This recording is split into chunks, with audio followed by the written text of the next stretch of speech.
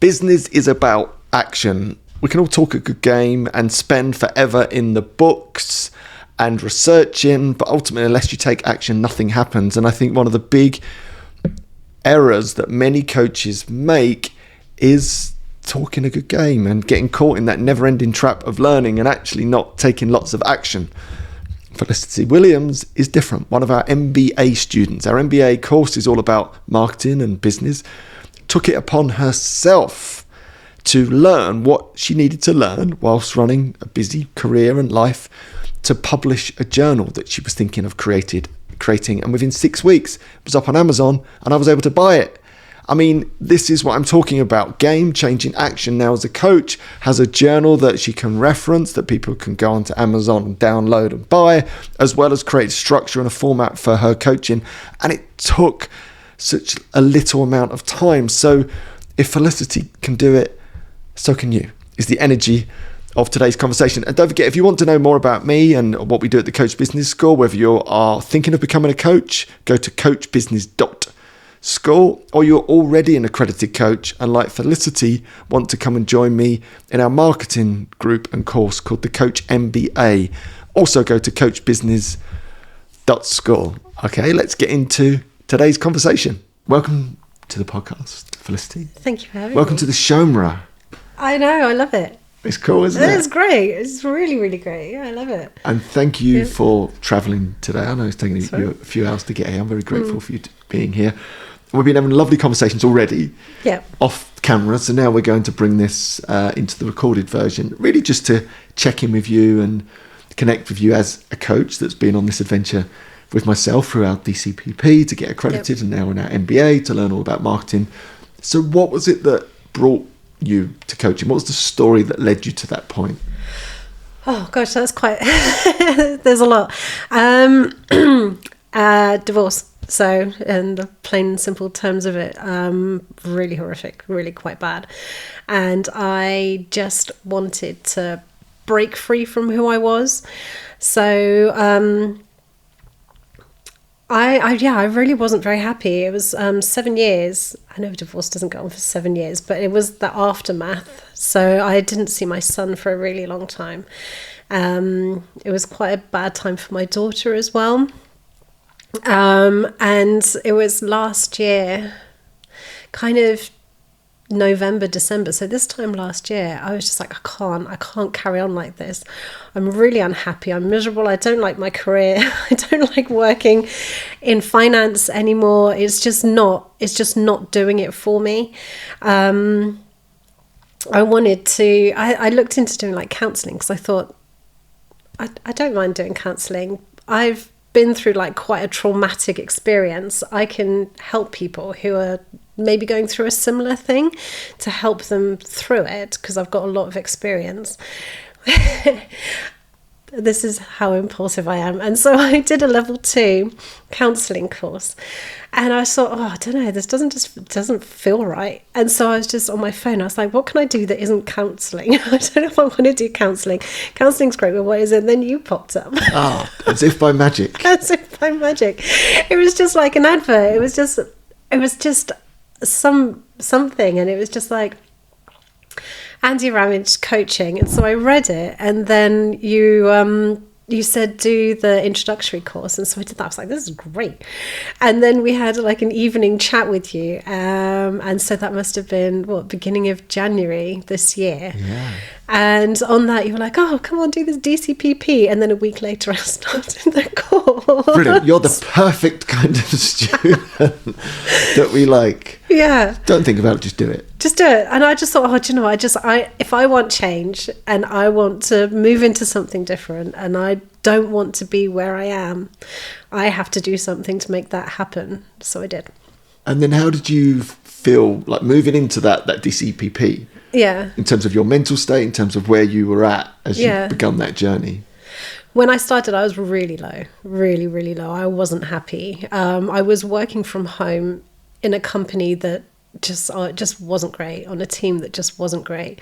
And and so I kind of moved. And then through coaching and through the support from not just yourselves, not just the Andy Ramage or Coach Business School, but also from each individual on the course, just changed my complete mindset.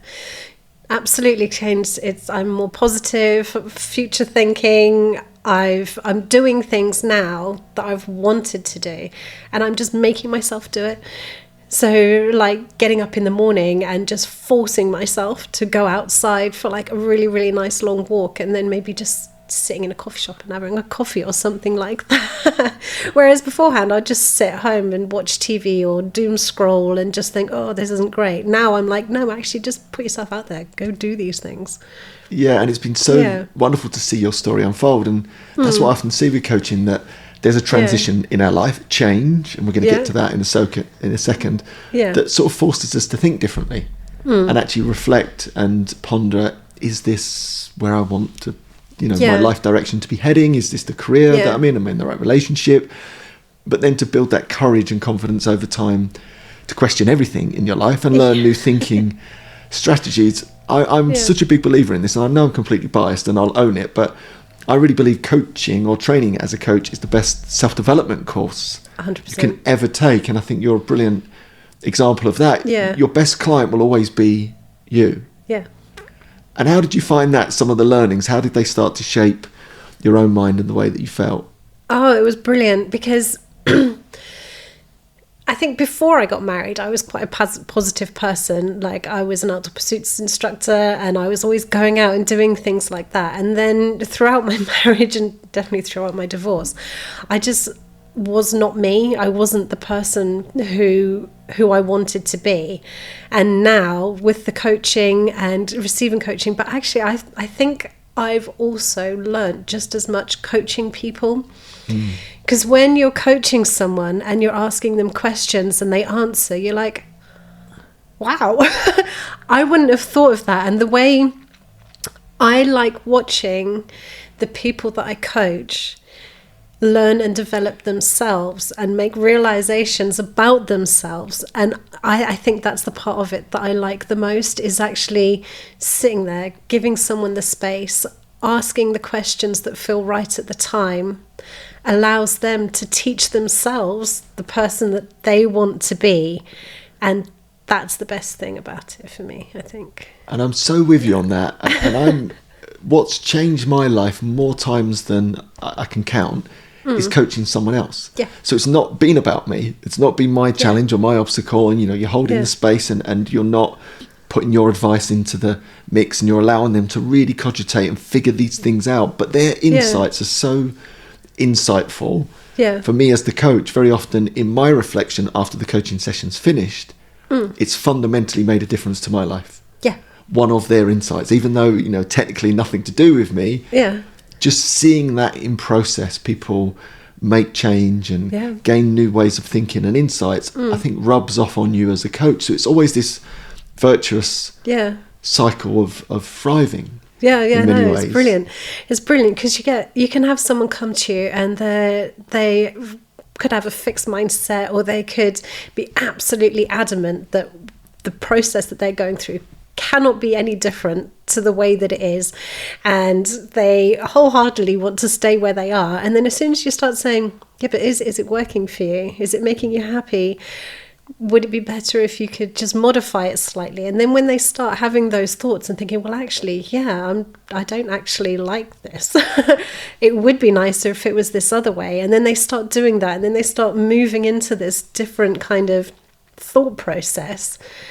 It's wonderful. Just watching the transformation is wonderful. And it's almost impossible, I think, as a coach, if you're living the learning, to not be influenced by that in a positive way, so that when you meet your own challenges, or you run up against your own limiting beliefs, you sort of call yourself out, don't you? It's hard.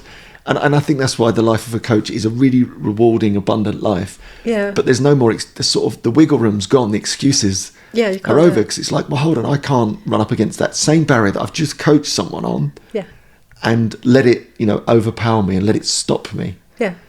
And you're such a brilliant example of that. And I know you really try and lean into the things that scare you most. Tell me about that.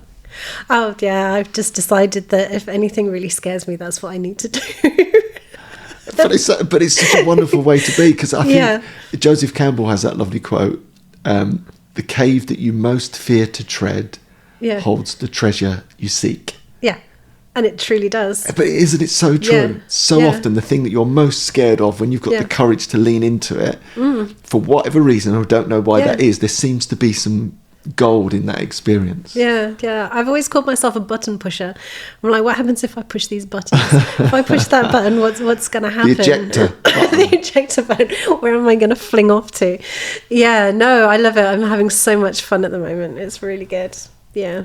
And one of those adventures that you've been on of late, and we're going to look at this now, and we're going to double back to some of the things you're doing in coaching around change, because I think that's fascinating.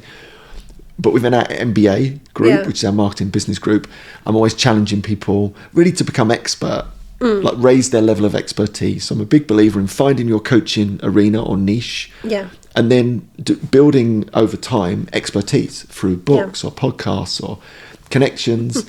And I'm always talking about writing books. One, because I've written a couple, I've got more in the process. And I think it's a brilliant way to articulate your ideas and thoughts. So I often challenge the group to write a book. I put out this challenge and a few people accepted, but you were a bit resistant. And then something happened. Tell me about that. Well, you said write a book, and I really didn't want to. I really didn't want to. And it was, I think it was one of our first ever sessions. You were like, oh, okay, so you can do a podcast, you can write a book, you can do this, this, and this. Who wants to write a book? And I was like, I don't want to write a book. And then a couple of weeks later, you were like, come on, write a book. And I was like, no. And then it's about 6 weeks ago, you were like, right, show of hands, who wants to write a book? And everyone put their hands up, and I didn't. I was like, no. And you kind of laughed like you are now, and you're like, write a book. So I did. Yeah. So tell us about that process, because not only have you created a book of sorts, you did it really quickly in a way that I think most people almost wouldn't believe. And why I wanted to have this conversation with you is because you're a real person and you're a real coach. Sometimes if you go online, people will say to you things like, you can create a book in 6 weeks, and they're the expert at creating books in 6 weeks, and it becomes a bit unbelievable, and you're a bit like, nah. Yeah. But you've just a coach that didn't have all this expertise, but you sort of decided off your own back to come up with a slightly different plan. But talk us through it. So my thought process was, I can write a book, but I don't have enough words in my head to create a book that has lots of words in it. And I thought, if I was going to write a book, like, what would it even be about? And I thought, well, I suppose it could be about my life, but I don't know if I want to go into that much detail because it's quite dark. And then so I thought about it all week, and then it was a couple of days, it was the whole weekend. And then I thought, my book doesn't actually have to have my words in it. It can have whoever's reading my book can have their words in it. And so I sat down and I thought, what would be a really good book that people could write in? This kind of along the same lines as what I'm doing, because I'm all about change and coaching and things like that. And so I sat down and I thought, right, what is it? What is it that this needs to be? And the name came first, so all my irrational parts. Yeah, I love that name. It's because I'm wholly irrational. But it's one of those. I love, when people get book titles right, like The Untethered Soul. It's just such a beautiful title. Yeah. I just love that. All my irrational parts. It stood out for me straight away. Because those are the parts that are the most fun, right? Yeah. The irrational parts, like when you sat on a bus and you're like feeling guilty about something that you did when you're 6 years old. Like, where has that come from? What's that all about? Why some days am I really, really happy? Other days I have, like, I'm all over the place. What's that all about? And so that's what this book does.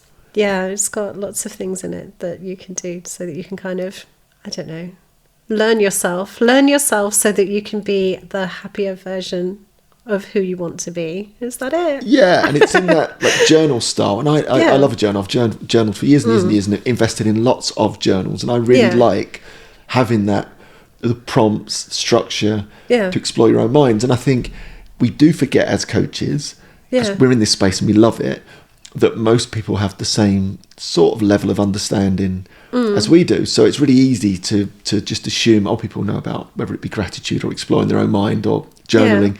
But most people don't. So to have a structure that they can follow along Yeah. with prompts is so valuable, because I think that Yeah. really brings people really gently into exploring their own mind, coaching themselves effectively by getting their thoughts out onto the page, and really gives them the insights that they probably wouldn't get to themselves had they just a blank page effectively. Yeah. And I think that's what's really exciting about it, to see it come to life. Yeah. And so we had one of our MBA meetings just recently, and we all We get did. together. And you came on really excited. I was so It was like excited, bursting with wasn't excitement. Like, I've got to tell you this thing. I'm like, what have you done? So tell us what that was. Well, I uploaded it on Sunday, and I had a message on Tuesday saying, "We're not, your book's been rejected, so you need to," because I put it in as a full book, and it said that it's low content, so I had to re-upload it again. And before I came into the meeting, I thought, oh, do you know what? You know when you just have that feeling where you're like, I'm just going to check my email, and I literally 5 minutes before I came into a meeting, my book was uploaded, and I was like, oh my god, my book's there. And I told you, and then you bought it straight away. You're like the first person to buy one of my books, And it's arrived. 2 days later, and here you are. I mean, it couldn't have been any better timed. It's good timing. And the book is here. So tell Yeah. us about that actual process of creating the length of time that it took you. And bear in mind, this is a journal, so a slightly different thing from writing a 10,000, 20,000. Yeah. But and by the way, for anyone listening, I think when it comes to a book, there's no rules. There's no rules. There's no book police saying that's a book or not a book. You've created this incredible journal really quickly, but equally, 10,000 words is a book. Yeah. Actually, in fact, I've just gone back and reread many of the short books that I love. Yeah. And I would make a really strong case to say many of those are the best books that I've ever read. Yeah. That contain probably 10,000 words. Yeah, some of the really short ones are really inspirational, aren't they? Yeah. And Yeah, I think they're we can really, fall into really that good. trap of saying, I Yeah. can't do that because I've got to write 50,000 words. No. But why not take No. one principle Yeah. and write a 10,000 word book? Yeah. And you could do that literally over a weekend, is the truth of it, and then Yeah. have it uploaded. So let's, take me through the process. You're like, right, I've got an idea. It doesn't need to contain my words.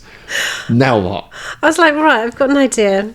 What can be done so that people kind of learn themselves better? And I thought about all the things. I thought a lot of things that we've done on DCPP. I thought about a lot of things that I've done throughout my life that have been kind of in this kind of arena, so like mood maps and things like that. And I thought, if I just put all of that in one book, and it's not in order, my book's not in order, it's just that's how it came into my mind. So I created it. So you don't start on page 1, finish on page 77. You could start on page 50 if you felt like it, and just do whichever page feels right to you. So I'd never used Canva before either. So I got a subscription of Canva, and I just started playing, and I just started putting things here, there and everywhere and trying out different colours.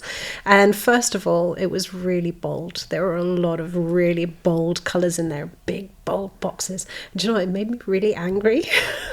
I kept looking at it and I was like, why is this book making me really angry? I was like, I hate it. And there's a couple of pages in there that have like got journaling prompts, and I did the back really bold and the inside really, really light, and it just reminded me of that ice cream, that triple layered ice cream. Right, yeah. Neapolitan. And I was like, why does my book remind me of a Neapolitan? So I took all the colours back to like muted colours, and because it's not a book just to be written in, you can doodle in it, you can draw in it. If you don't feel like writing your moods out, you can draw your moods out. And I thought, if I have too much involvement in it, then it's not a personal thing. So I stripped all the colours back, and first of all I made it landscape, because I thought, that'd be different, I'll make it landscape. But Amazon don't print landscape, and they also don't print in the size that I did, so I had to restructure the whole thing. That took a whole weekend. I bet it did. It took a whole weekend. Yeah, so it could have actually been done quicker if I'd actually researched Amazon's book size and printing before I actually put it together. And that's what's brilliant about this, though, in the sense that you had no Canva experience. So you just started playing on Canva. Yeah. Then tried to upload and realised, actually, I've got to restructure. Yeah. But I'm assuming you've never sold a book on Amazon before. No. So that was all new learning as well. So on both counts, complete Completely. The whole thing. Yeah. Like knew from start to finish. Yeah. And how long did it take you start to finish to that idea to actually coming onto the meeting with us on the MBA and going, my book's on Amazon? 5 weeks. 5 weeks. 5 weeks. And you've got a full-time job and busy career and whatnot. And doing the course, yeah. And doing the course. Yeah. So in terms of time, would you say? Oh, gosh. I've been saying 5 weeks. So I had Tuesdays, Saturdays and Sundays to do it. And I wouldn't say that I did it all day. There were a couple of days where I did a couple of really full days. But even then, I was like playing with the cat, having a coffee with the children, you know. So in total, I think it probably took me about 10 days. Yeah, a couple of weeks, let's just say, in terms of the working week. But from literally an idea to Amazon. Yeah. If it wasn't for you, that wouldn't be here. That's cool, but you did all the work. I did all the work, yeah. But I think it's just such a brilliant example of action over perfection as well. Yeah. So many people would run up against it's not perfect. You know, I haven't had months trying to figure this thing out. Oh, it's not perfect. Some of the pages are slightly wonky and like my name is too high on it. And I think, do you know what? Actually, I like that. There are parts of it that I've looked at and I'm like, that doesn't quite fit. But then why have it fit? Why should it fit? Like, no, nothing's perfect. I'm not perfect. There are parts of me that are wonky. Exactly. Yeah. It needs to be slightly off and a little bit, you know. Why not? Why not have it a little bit off and a little bit? Yeah. And now it's in the world, and you can get real feedback, and maybe there's a part 2 or a volume 2 or whatever it is. There and is. You can always, you know, that minimum viable things now out in the world, doing its, you know, research for you, and then again, all that learning's banked. Yeah. That there could be another idea down the line, or that short book. Down the line, you know, the process of Canva to Amazon or direct to Amazon. I just think it really plays into that concept of growth mindset. Yeah, 100%. And how has that changed for you over time, maybe over the last year or so, in terms of your mindset? Yeah, it's changed. It's changed hugely. I've done a lot of things that I think some people might find a little bit risky. So I went from having a solid career in a company that was never going to change, in a business that was part of a massive organization that my job would always be there no matter what.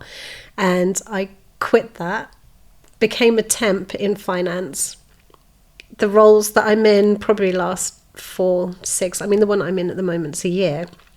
But still, it's only a year contract. At the end of the year, it's done. And so I've got nothing that's actually solid in my life at the moment. So actually, I'm doing a lot of things now that are like really quite high risk. I don't have a solid career. I'm starting a new business. I've written a book. I have nothing stable in my life, and I love it. There is nothing stable in my life at the moment apart from my children. And I'm even planning on moving to Manchester, so I'm not even going to stay in Bournemouth. Yeah, I have no stability in my life, and I am the happiest I've been in years. Wow. And it's so wonderful to see you blossom. You know, we've got to know each other very well over the last year for all the training, and I'm so thrilled you've come out to the house today to share some of your magical insights about not only your coaching adventure, but I think how you can take that uncomfortable action to lean into the fear, feel the fear and do it anyway, and also have that great growth mindset to take action over perfection. Yeah, it's been great. It's been absolutely amazing. And if there was one bit of advice you would give almost to your younger self or anyone listening, what would it be? Just do it. Do whatever makes you happy. Yeah. Just do it. No matter how scary. Just jump off that bridge. Why not? Do it. Yeah, I love it. I love it. I love it. Only jump off bridges in a good way, though. Yes, with a bungee rope. With a bungee rope. Or maybe a big pillow at the bottom. Or like I did when I did my first ever bungee jump, my only ever bungee jump, was on the Hackett Bridge in New Zealand, which is the origin of the bungee jumping. And we pulled up. I wasn't meant to jump. Yeah. We just stopped, Tara and I, just have a quick look around, just almost like get a feel for it. Yeah. And, you know, the adrenaline was going, so I was even in the place. Tara was pottering around the shop. Yeah. So I just said to the guy behind the counter, is there any chance I could get on now, on the off chance? And he went, someone's literally just cancelled. They've pulled out, but you need to go now. And before, like, Tara's still milling around the shop, she sort of turned around and said, "Where are you going?" I'm like, "I'm going to do this bungee jump." I almost needed to get it out of the way because I was really scared of it. So I go up and I'm on my own. Yeah. Like, Tara's trying to figure out a way to view what's going on because it's also like last minute. And I get up there, I'm having a bit of banter with the two lads that are at the top, right? The guys that are going to help you, like, jump off the platform, as it were. Yeah. And anyway, we get to that point really quickly where they're going to say, 3, 2, 1, bungee, go. Yeah. And they count me down, 3, 2, 1, bungee. And as I go, so I get to the point of no return, they both shout, no, stop. And this is a true story, I assumed that because it had all been a rush, the whole thing's not set up properly. So now I can't get back. It was like a cartoon where I'm trying to almost run backwards, like, defy gravity to get back onto the platform. Yeah. And as I fall, I'm just assuming I'm dead. This is it. It's all over. That the rope's not set up. I'm just not going to bounce. No way. Oh my. And then, of course, I do bounce, and then there's that relief of I'm bouncing, maybe it wasn't broken, then I'm bouncing, and I'm looking back up, and the two lads are in hysterics, laughing. I was like, that's evil, isn't it? That is evil. That is bad. But also really funny. It was really It was really funny. And Tara's looking at me like, what have you done? I'm like, ash and white. I'm like, I thought I was going to die. But it was one of the most exhilarating things I've ever done on the back of that. Amazing. But anyway, there's my bungee jump story. Felicity, you've been absolutely marvellous. I'm so thrilled that you've travelled to spend some time with us today. I'm sure people are really going to enjoy our conversation. And where can people find out more about you if they want to know more about the change work that you're doing, incredible work around coaching? Remind them of the book title as well. So my book's called All My Irrational Parts. Perfect. I love that. And I've got my website, which is unathi.life. How do you spell that? UNATHI.LIFE. Life. Wonderful. Unathi.life. Yeah. We did it. Did it. Great work. I know. Let's do this. It's good. Wasn't that joyful? Turning ideas into action. And when you hear it from someone that's really doing this, I think it's always more motivational to know that people like you are able to turn their dreams into reality so quickly, efficiently. There's no barrier to entry anymore for things such as starting a podcast or publishing your first book. Ultimately, as Nike are good at saying, just do it. And if you enjoyed today's episode and you want to know more about what we do, go to coachbusiness.school and hopefully I'll get a chance to train with you soon. Until then, keep coaching. I shall see you soon. Your coach, Andy.